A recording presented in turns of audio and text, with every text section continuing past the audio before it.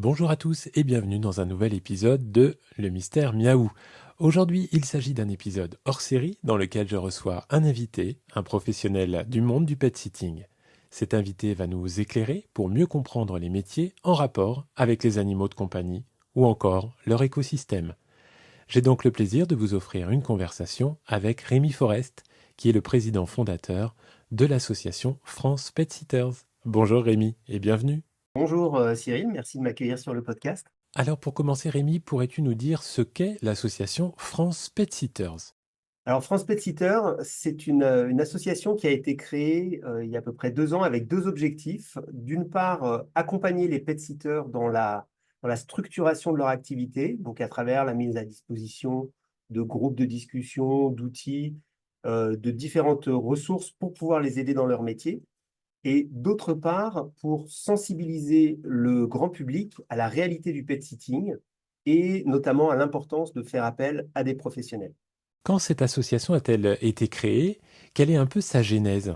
C'est une association qui a vu le jour fin de l'année 2021, en fait, suite à une expérience un peu malheureuse que moi j'ai vécue en tant que propriétaire.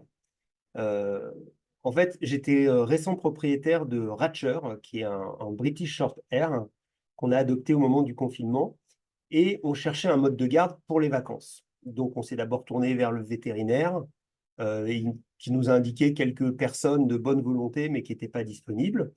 Et donc, on s'est naturellement tourné vers Internet, on a cherché et on est tombé sur les plateformes de mise en relation entre les propriétaires et les pet sitters.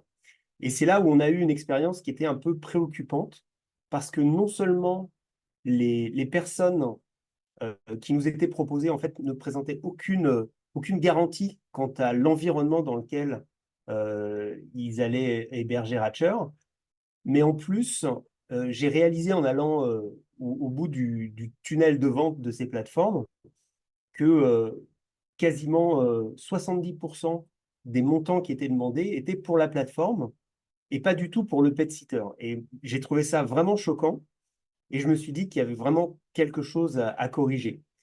Donc, partant de ce constat, avec un ami, on a contacté des professionnels du pet sitting pour essayer de comprendre un peu comment fonctionnait cet écosystème. Et après quelques mois d'échanges, de réflexion, on a décidé de créer l'association avec ces deux objectifs, vraiment aider les professionnels à se différencier des gens qui font ça n'importe comment et aider les propriétaires à trouver des personnes qui sont sérieuses pour pouvoir s'occuper de leurs animaux. Donc, si je comprends bien, c'est une association qui va aider les humains à trouver un pet sitter et c'est aussi un collectif de professionnels du pet sitting finalement. C'est exactement. En fait, les deux grandes activités de l'association, c'est d'une part un groupe Facebook qui rassemble, pardon, euh, un peu plus d'un millier de pet sitters et sur lequel ben, tout le monde peut poser des questions, échanger sur les meilleures pratiques de la profession et créer vraiment cette communauté.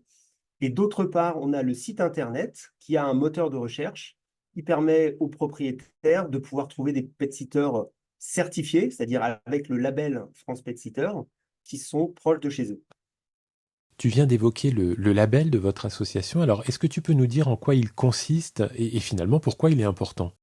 Ce label, il est important. Alors, il est important pour le professionnel et il est important pour les propriétaires.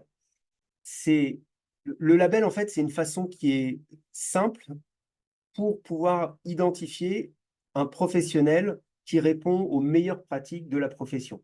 Ce qu'on demande, nous, aux candidats, c'est de nous fournir une copie de leur attestation de formation, donc soit la CACED ou un truc équivalent, une attestation d'assurance professionnelle et un document qui atteste de l'existence d'une structure juridique pour exercer leur activité.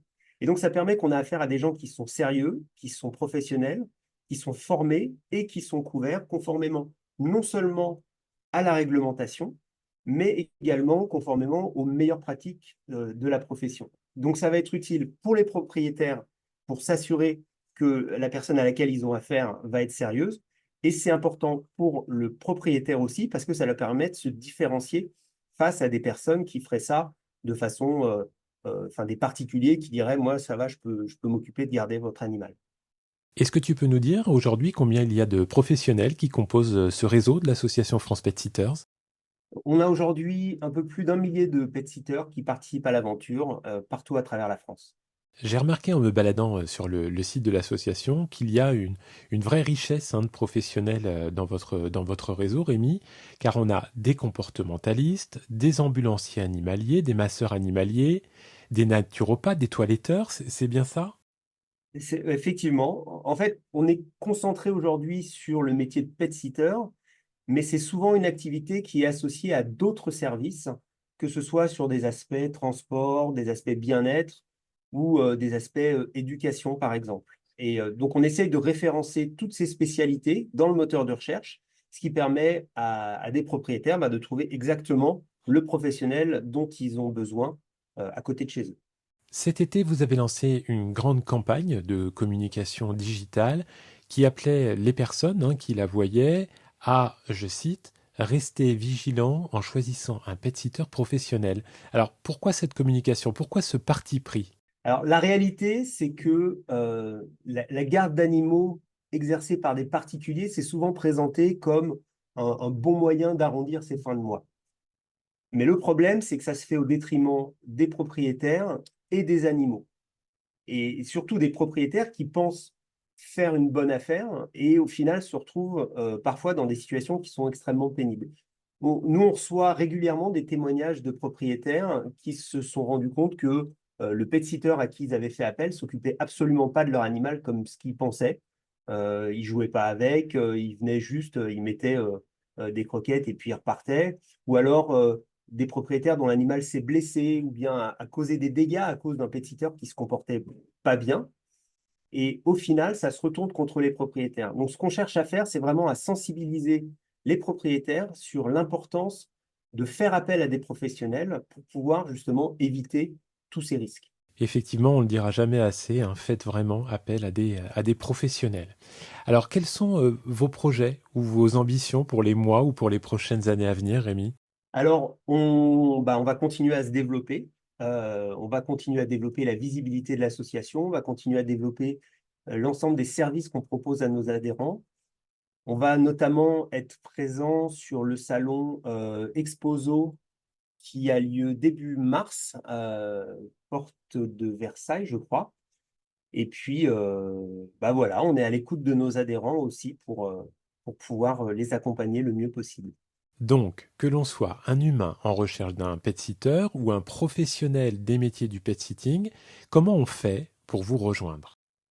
Alors, le point d'entrée principal, c'est notre site web, donc france-petsitters.org, sur lequel on va pouvoir soit s'inscrire en tant que pet-sitter professionnel, adhérer à l'association, renseigner toutes les informations sur son entreprise et recevoir le label, ou on va pouvoir, en tant que propriétaire, accéder au moteur de recherche qui permet de trouver des pet-sitters et même de faire des demandes de garde, d'envoyer automatiquement à des pet-sitters sélectionnés des demandes. Après, on a également un groupe Facebook qui est extrêmement vivant et on est présent sur les réseaux sociaux. On a toute une équipe dynamique qui nous permet d'animer cette grande communauté de pet-sitters. Un grand merci Rémi de m'avoir accordé cette interview dans un épisode spécial du Mystère Miaou. C'était un plaisir de te recevoir. Je rappelle à nos auditeurs que tu es le président fondateur de l'association France Pet Sitters, la première association française des pet sitters professionnels. Merci d'avoir écouté cet épisode. J'espère que cela vous a permis d'en savoir plus sur le monde des professionnels du pet sitting. Restez connectés pour de nouveaux épisodes passionnants. Prenez soin de vous et de vos amis à plumes ou à poil. À bientôt.